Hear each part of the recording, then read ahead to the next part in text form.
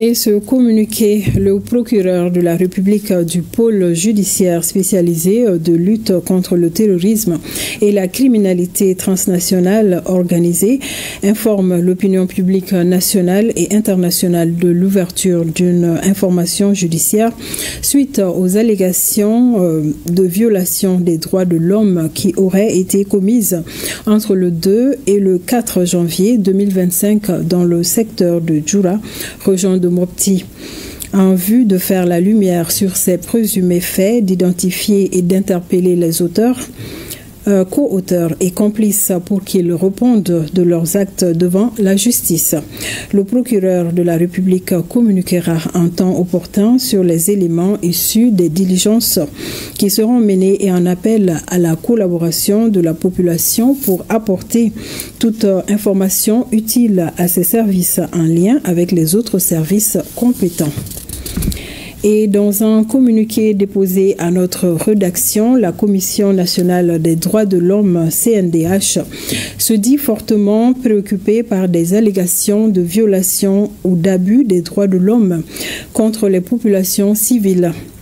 Elle cite entre autres l'assassinat d'un leader communautaire responsable des marchés de bétail à Bamako, l'enlèvement du maire de Dangol-Bouré dans le cercle de Douanza par des hommes armés non identifiés, l'enlèvement des passagers d'un car dans le cercle de Bankas.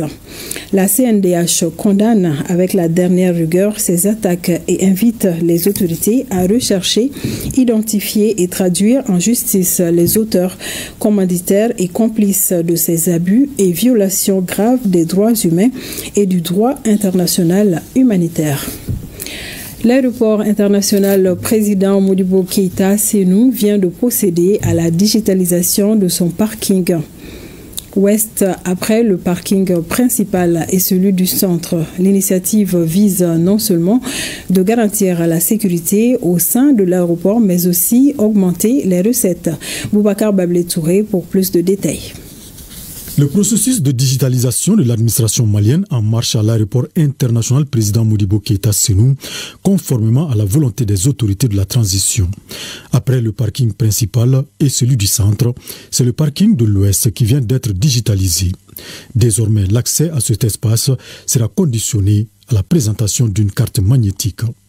Avec cette digitalisation qui a été totalement une réussite. Ça a permis non seulement d'améliorer les recettes, mais surtout ça a aussi créé de la transparence un peu dans la gestion au niveau des parkings automobiles.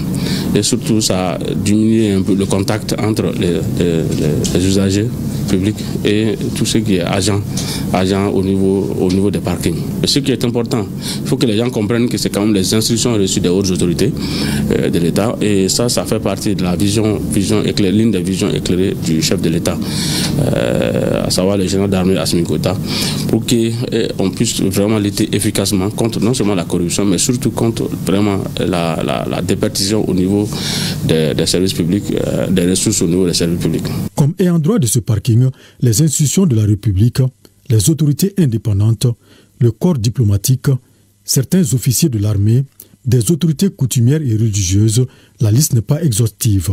À ce jour, plus de 1000 cartes magnétiques sont déjà confectionnées. Ces cartes, dont l'obtention est conditionnée à une demande, vont remplacer les macarons. Il faudra adresser une demande au PDG des aéroports, déposer au niveau du secrétariat du PDG des aéroports. Pour ce qui concerne les services et les ayants droit ou autres là, d'autres dispositions vont être prises pour qu'ils puissent avoir ces cartes-là. Mais dans tous les cas, les cartes seront disponibles au niveau des aéroports.